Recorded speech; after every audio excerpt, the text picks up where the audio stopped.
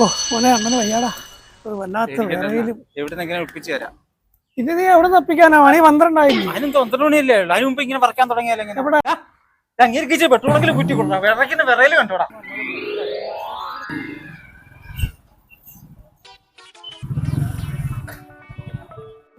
ചേട്ടാ ഓട്ടോ ഓടിക്കാൻ അമലിന്റെ വീട് ചേട്ടാ.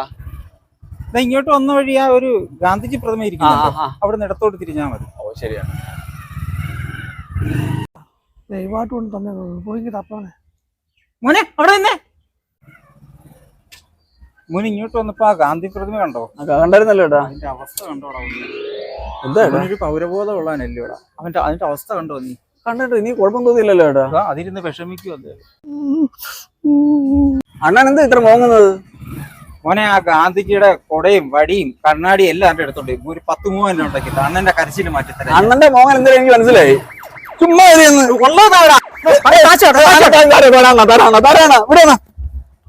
എന്തോരം വഴി വയ്ക്കാൻ നിന്ന് എന്റെ ദൈവമേ.